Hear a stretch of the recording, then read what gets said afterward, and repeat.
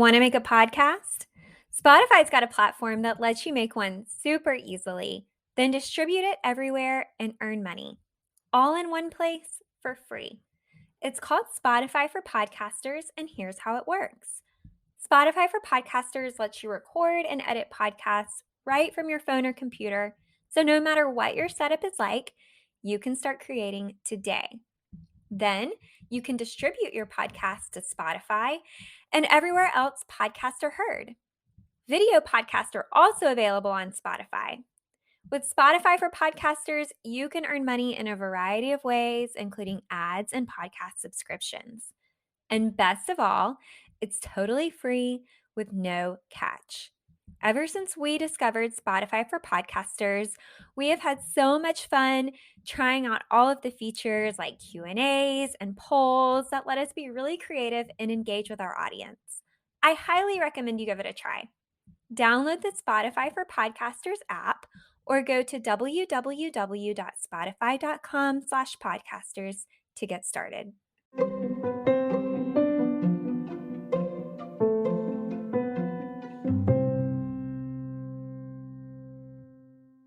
Today on the show, we have the immensely talented Sally Bedell Smith, a legend in royal reporting who has previously written books on Queen Elizabeth II, King Charles, and Princess Diana, just to name a few. Sally was a contributing editor at Vanity Fair for over 20 years, and before that was a reporter at the New York Times and Time. Among numerous other accolades and appointments, she is also an on-air contributor for CNN. It is an honor to have you here today. Welcome to the show. Thank you, Rachel. It's good to be here. Well, you have written about the Kennedys, the Clintons, and other prominent figures, but so much of your work centers around the British royal family. So, how did you begin reporting on the family, and why are they so compelling to you? Well, I began slightly, not quite accidentally, but it was in 1997 after Diana died. And my husband and I are I guess, have been longtime monarchy fans, ardent Anglophiles. And 2 days after Diana died, I got a call from a friend of mine who was at Random House, and he said, "We would love for you to write a biography of Diana," because he knew that I'd met her once. He knew that I'd met Prince Charles. He knew that I knew people who knew them, and he asked me, and I said, "Well, I don't know, but I just need to get over there." So I flew over there the following Friday and just started reporting like mad. And I turned in the manuscript in 18 months, which was warp speed for me. Wow, yeah. Because my previous two books had taken 5 years each. So Wow. anyway, it came out in 1999, and I mean, it was fascinating. There were so many things I didn't know about her, and how, I mean, the subtitle is Diana. I mean, the title is Diana in Search of Herself: Portrait of a Troubled Princess. And what I didn't realize is the extent of her troubles, and some of them had to do with, many of them had to do with her marriage to Prince Charles, but a lot of them predated that. And so that came out in 1999. It did really well. I was very pleased with it. And I thought, well, I'll go on and do other things. And so I did, as you mentioned earlier, I did a dual biography of Jack and Jackie Kennedy in the White House years, and Bill and Hillary Clinton in their White House years. And then I was having lunch with the head of Random House, and this was in 2008. And she said, "Well, why don't you write a book about the Queen?" And I thought, oh my, why didn't I think of that? It was such a good idea. And I said, oh, by the way, in 4 years, she's celebrating her Diamond Jubilee. And so I went over to England, and I spent about off and on about 5 months there, interviewing everybody I knew who knew her, family, friends, and that came out in 2012 and was well received. That's putting it mildly. That's a legendary book about Queen Well, Elizabeth thank II. you. You're being modest, but yes. Well, and I think, although, I mean, I did sign a copy for her, and one of her cousins conveyed it to her. She really never comments on things like that, but I think it went down well. And so I decided, well, I'll do her heir. And that led me to do a biography of Prince Charles that came out in 2017. And that also was well received and got a lot of notice, as did the Queen. And again, I think it went, and neither of these books I would say would be hagiography. They're always, these are human beings. They have flaws, but they also have very many positives. And so that was, that wasn't the end for me, because after I finished writing about the Queen and her heir, now the King, I thought, well, I think I want to do the origin story, because I had been interested in her mother and father for quite a long time. And so I wanted to get to the roots of the modern royal family. And so what emerged is, to a degree that I hadn't realized before, because everybody thinks when they think of George VI, they think of the King's speech, which was it was really quite an accurate portrayal of the struggle he had to overcome his stutter when he became king. A stutter he had had since he was 8 years old.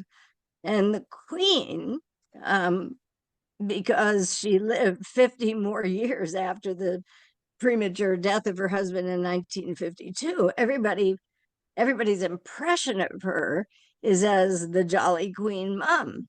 Right. And so I thought, people really don't know the story of who they were, their 28-year marriage, his 15-year reign after his older brother abdicated, and the 6 years in World War II, where they emerged as really extraordinary leaders for Britain who were admired around the world. So the kind of summary of the book that I set out to write and did write is, first of all, a love story, but it's also a chronicle of bravery, of leadership, especially during the war.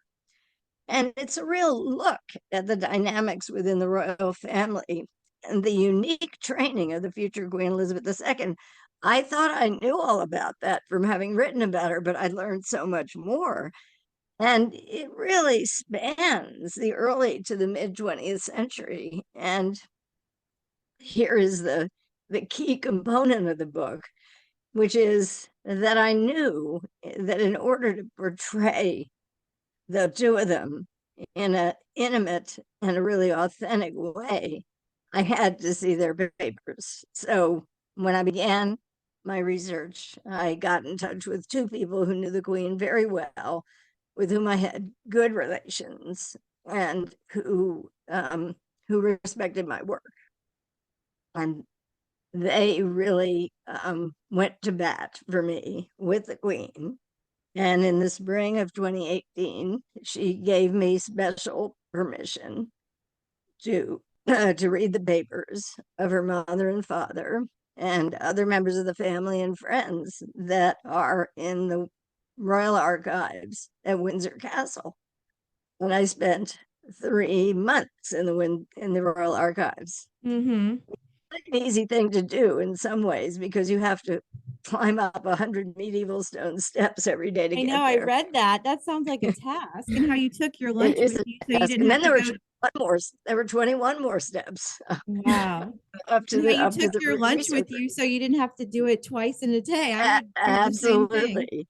But it Yeah. was a totally riveting experience, I have to say. I've been in archives before. I worked in archives for this book, for other books, but it just made me feel that I was really by their sides, through the good and the bad, through the joy and the sorrow. Um, and there were surprises on every page, which is, when you're a biographer, is kind of heaven sent. Well, I Yeah. want to jump right into this book. We've got a few questions for you that I'm really excited to hear about. And you write about King George VI and Elizabeth, that it was a loving marriage that saved the monarchy during World War II. Can you tell us a little bit more about how exactly it saved the monarchy? Well, it goes back. It goes back first of all to the abdication in 1936 of King Edward VIII of George VI's older brother, who was, among other things, a really, really bad king. I mean, he did so many things wrong in the 11 months that he was king. But obviously, the main reason for the abdication was that he was determined to marry Wallis Simpson, Mrs. Mhm. Simpson, who had been divorced not once, but twice. And under the rules and regulations, both in church and state at the time, that was simply not permitted. When he abdicated, it just cast the monarchy in a very poor light. And Bertie, um, uh, as George VI was known throughout his life, there was the day or one of the days before the abdication, he said to somebody who worked in the palace, I know that I'm going to have to work really hard because the monarchy is in real disrepair, and I'm just going to have to devote myself to doing that, which is what the two of them did. And they they were they were really welcomed by the British people. And really, for the few years they had of peace before World War II, they really, they stepped up to embrace their roles. They stepped up in World War II to greatness, but before that, they became fabulous diplomats for Britain. They had a hugely successful state visit to France in 1938, and then in 1939, only 3 months before the outbreak of war, they went to Canada and the United States. And they only spent 4 days in the United States, but Mhm. it had a huge impact on Anglo American relations. And it really solidified a bond with FDR.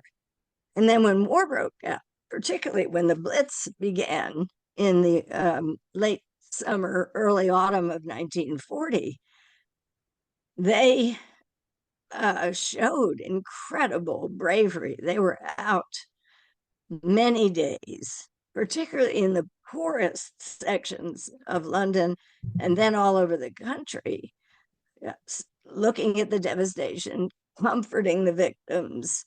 Queen Elizabeth even scoured through all of the royal storerooms, and she pulled together 60 suites of furniture that she sent to homeless shelters. They were deeply involved, and they showed how much they cared about the people, and they also inspired them with their leadership and their bravery. Mhm. And it was just astonishing to me, particularly since Buckingham Palace was bombed 9 times, and the Wow. second time they were there for, I think, 3 out of the 9, but for the second time they didn't have it was happening so fast they couldn't get to the bomb shelter, and they were nearly killed. um, Mhm.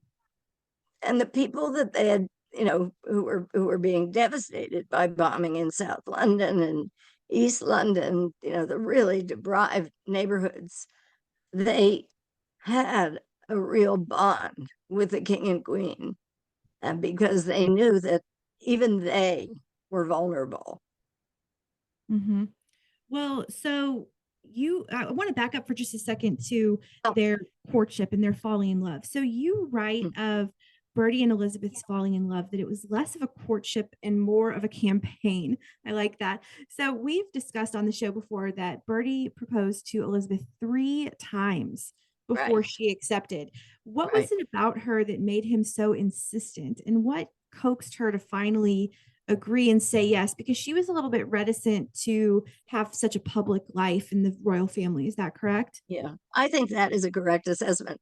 I mean, he fell in love with her when he saw her dancing at a Royal Air Force ball in the Ritz Hotel in July of 1920.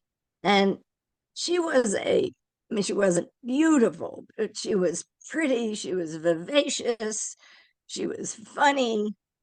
She just had an enchanting personality. And he just fell head over heels. Um, she was just sort of the belle of the ball. She had a lot of men who were proposing to her and she was turning them down. And she came from a very lively Scottish aristocratic family. There were 9 children. She had a very maternal mother, Cecilia, and her father was quite eccentric.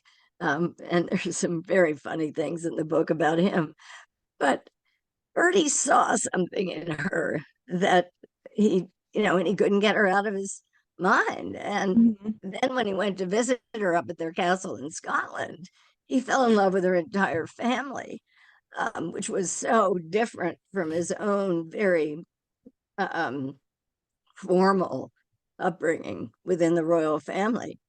So he pursued her for 30 months, practically 2.5 years, and proposed to her for the first time um, in early 2020. Excuse me, he proposed to her for the first time in early 1921. And she said, "Oh, I want to keep you as my friend." And the fascinating thing to me was that she never shut the door. Um, there was Mhm. something about him that really appealed to her. She admired him. She could see that he had qualities of character that were very appealing to her. And then he proposed. There was an X factor also that accounted for her reluctance, at least in the beginning, and that was that when she met the then Duke of York, Bertie, Mhm. she was already in love with James Stewart, Yeah, who was that's his equerry, fascinating. Mhm. and they had been seeing each other for about almost a year, and he was really close friends with her brothers. Um, Bertie wasn't quite aware of that, at least at the beginning, but by the end of 1921, and there's no proof, but it's certainly there's some good circumstantial evidence that Queen Mary, his mother, who took a very keen interest in getting him married to the right woman, and Mhm. she had decided that Elizabeth Bowes Lyon was the right woman. And so a very close friend of hers offered a lucrative job to James Stewart in America and said he had to leave right away. Now, James Stewart was the second son of the Earl of Moray, and he needed to make some money. So he went. And that cleared the field for Bertie. And a month later, he proposed to Elizabeth for the second time. And once again, she turned him down. I mean, it really sort of took a village. There were a lot of people who were working behind the scenes to try and make this work. Um, Mhm. Queen Mary's best friend, the Countess of Airlie, um, Bertie's private secretary, Louis Grigg, and Bertie almost gave up in the summer of 1921. And Louis introduced him to a new member of parliament, and they were put together on a ship doing an engagement in France. So they had a lot of time to spend together. And this man had been recently married, and he had been turned down repeatedly before he finally prevailed. And Louis Grigg knew that this story would have an impression on Bertie. And it did. And he went back to Glamis Castle that autumn, and they spent more time together. It's not entirely clear, but the tone of their letters shifted, Mm-hmm. and there was more tenderness, and you could tell that they made a slight romantic pivot, um, from being sort of very correct. um, he decided that he would propose for the third time. And that happened on January 3rd, 1923. And Mm-hmm. what really fascinated me when I was reading about all this in the Royal Archives is that Elizabeth began her first adult diary on January 1st, 1923. And you could sense that she knew her life was about to change. Mm-hmm. And he did propose to her on the 3rd. And what was really remarkable, and it's all in the diary, and it was just fascinating to me. She took 12 days to give him an answer. And we see her running all over London, going out to the country, going to balls, having her picture taken for Vogue magazine, buying clothes with Mm-hmm. her friends, and talking to everybody. I counted up the number of hours that she had in discussions with Bertie and with other friends. It was like 20 hours over the course of that week. Mm-hmm. And she said she would finally give him an answer on the weekend, ending this 12-day period. And it went all the way up to right before midnight. Um, and and she finally said yes. Mm-hmm. And her mother wrote to one of Elizabeth's sisters and said, I don't know what happened, you know, but suddenly they're both filled with happiness. She said she was so sort of miserable and undecided. And then it's as if a switch flipped, and she was totally committed to him. Um, and when I asked, she was always very, very hazy about it. When people asked her later, she said, well, it went on for a little while, and when it went on for a few years, and then one of my brothers said, you're really not being very fair. You should let him know one way or the other. And then when I talked to one of her nieces later, much, much later, she said, and others have echoed this, that what was really holding her back was she came from this sort of all-embracing family. She had a wonderful circle of friends, and Mm-hmm. she knew from being sort of relatively close up to the royal family, she knew what she was going to be in for. She knew that she would devote herself to a life of duty and humble duty and service. And and she just was really uncertain about whether she wanted to make the commitment. But once she made the commitment, she was all in. Right. We know that when they got married, they really didn't have any idea that they would one day be king and queen. But they did go on to have two children, of course, Elizabeth and Margaret. And you actually write that Elizabeth was King George V's favorite grandchild. And Yeah. he really didn't want anything to come between her and the throne. And he had actually hoped that his eldest, David, would never marry or have children so it could create a path for her. He also commented that he thought David would ruin himself within 12 months on the throne. And then, sure enough, we see that he abdicated the throne to marry Wallis Simpson within 12 months, which allowed Bertie to be King George VI and ultimately create a path for Elizabeth one day to make it to the throne. So you actually quote in the book that someone said the abdication was a stroke of luck. Would you agree with that, given what we know in the backstory? Yes, I would I completely agree.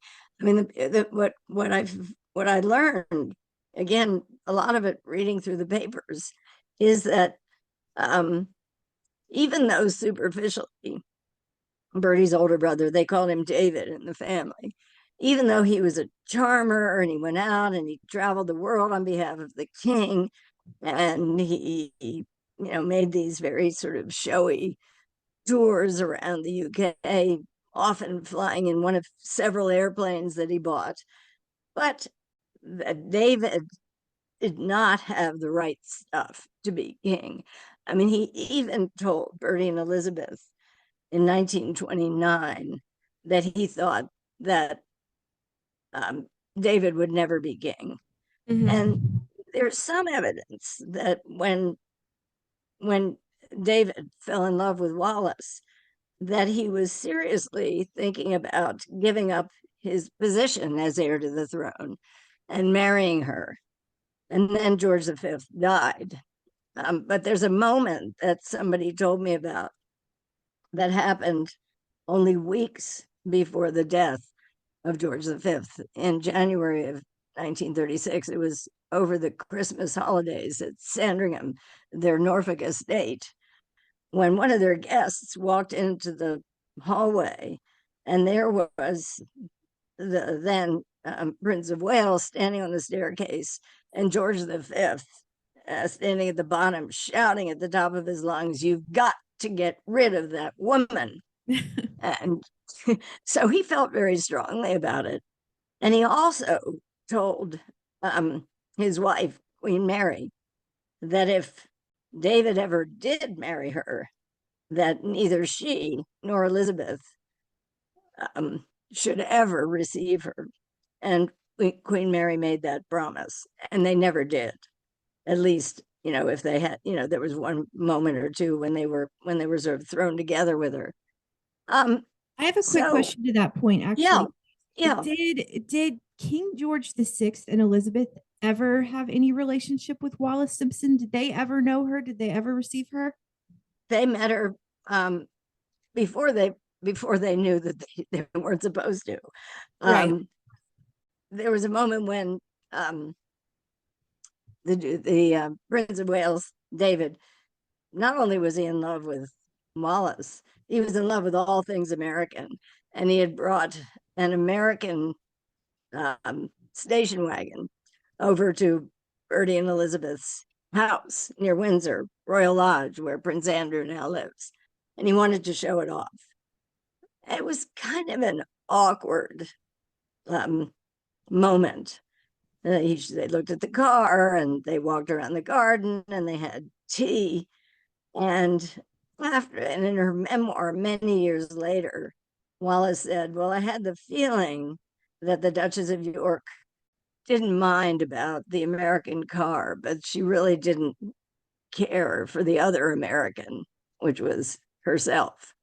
And then they were invited to dinner a few times when David became king, and one of them was at his home before he was going to move to Buckingham Palace, and then another one was up at Balmoral in September of 1936, and it was a sort of infamous.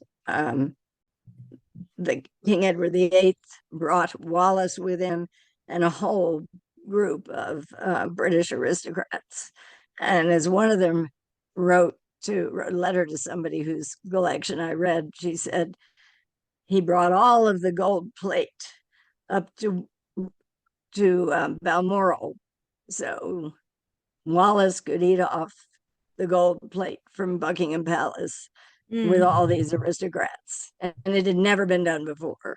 And so Bertie and Elizabeth were sitting over there in their house at Burke Hall.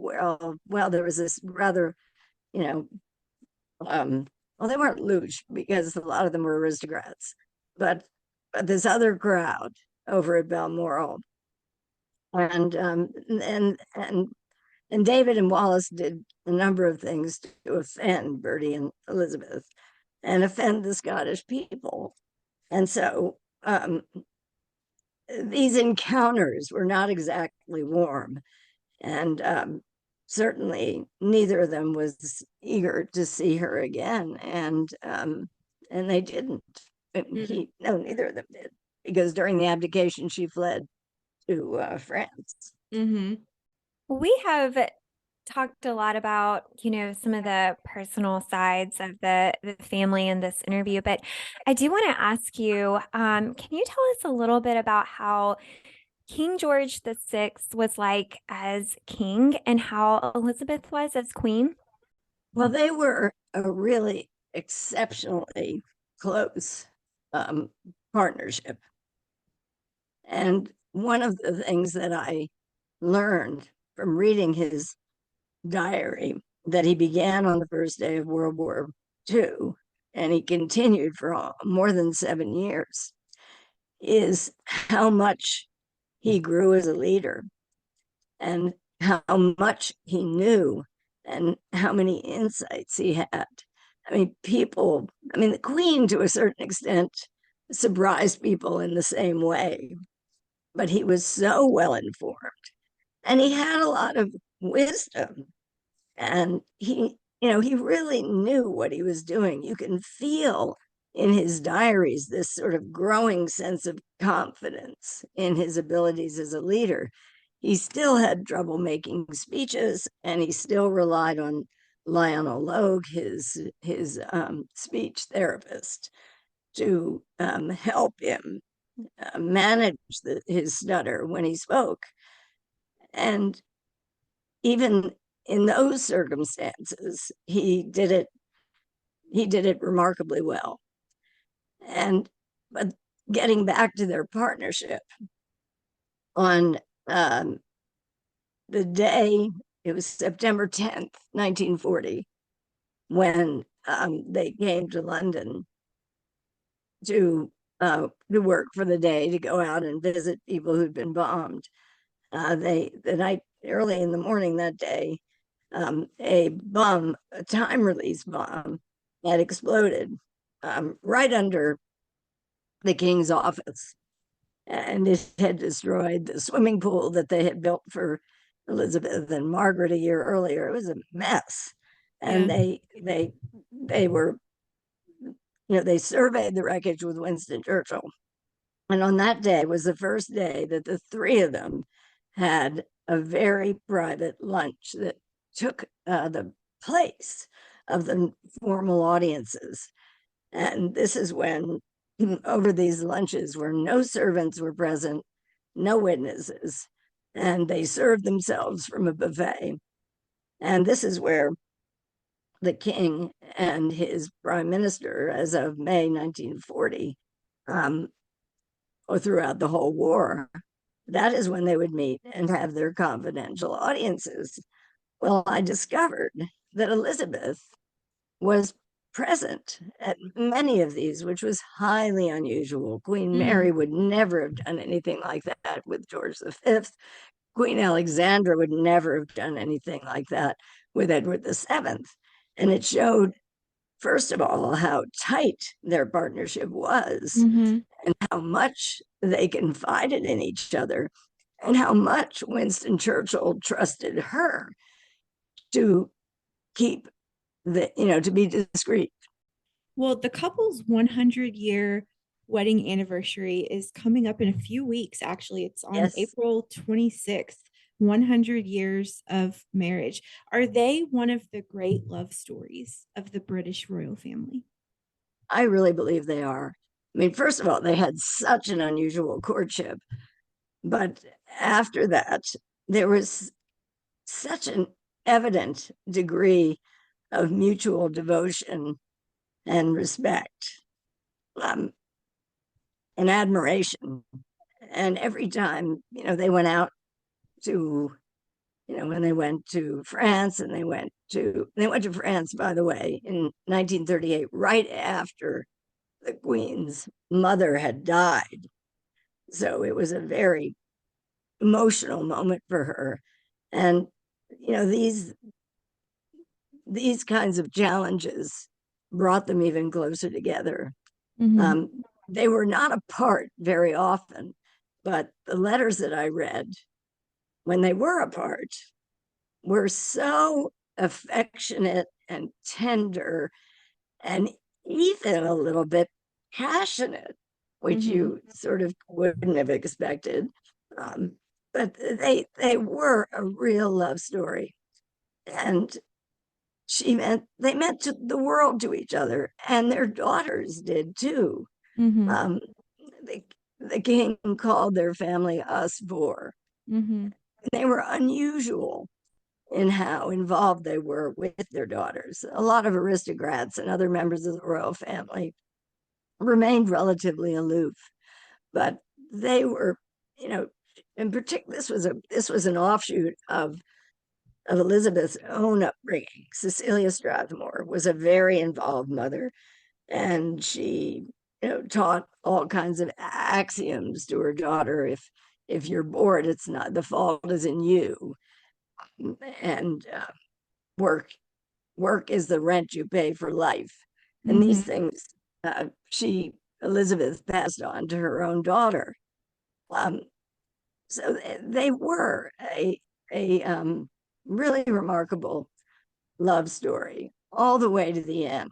Mm-hmm. And the letters that by then the Queen Mother wrote to Queen Mary about how she felt. She just said, I am so lucky that we had so much happiness together. Mm-hmm. There's a photograph that I found that I'd never seen before, that is the last one in the inserts in the book, Mm-hmm. of her in a carriage in full mourning with a veil, um, that I have goosebumps right now talking about it. Yeah. But the expression on her face, this was at when she was driving to his funeral at Windsor Castle in February 1952 in St. George's Chapel, where she is buried, and where Elizabeth, the late Queen, is buried. Mm-hmm. But it's a heartbreaking picture, I'm looking because at it right now, and it is jarring. it is so moving. I mean, it sort of makes me get a little misty every time I look at it, but you can see, and there's so many other images of them. And by the way, they had a lot of fun together, even during the war. I think they gave 4 balls, at not huge ones, at Windsor Castle. They watched over 40 movies in Windsor Castle during the war, and they got away a surprising amount. They went up to Sandringham, they went up to Balmoral for weeks at a time. So, I mean, this sort of conventional wisdom about their life in Windsor Castle is that they were, these poor girls were sort of shut up in the tower for the 6 years of the war. And obviously, when they were there and the bombs were falling, they were going into the bomb shelter. But they also, um, they had a surprising amount of fun. And before, when they were Duke and Duchess of York, before Elizabeth and Margaret were born, they were, they were out partying at Mayfair nightclubs until 2, 3, 4, 5 in the morning. You could see a lot of that in her diary. Mm-hmm. They went to Africa Yeah. in 1924, 25, and that was riveting for me because they both kept diaries, and it's not they were. Look, it would not be politically correct for them to do today what they did then, but that's the way people were back Right. then.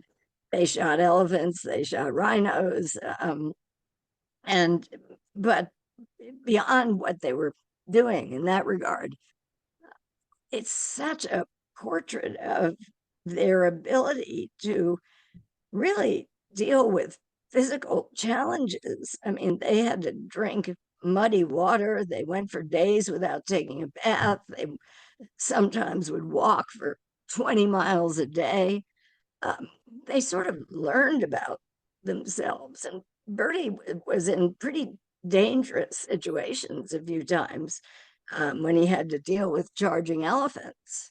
But there's some lovely descriptions, both in letters and diaries, of um, their impressions of what it was like in Kenya and Uganda, where they spent most of their time.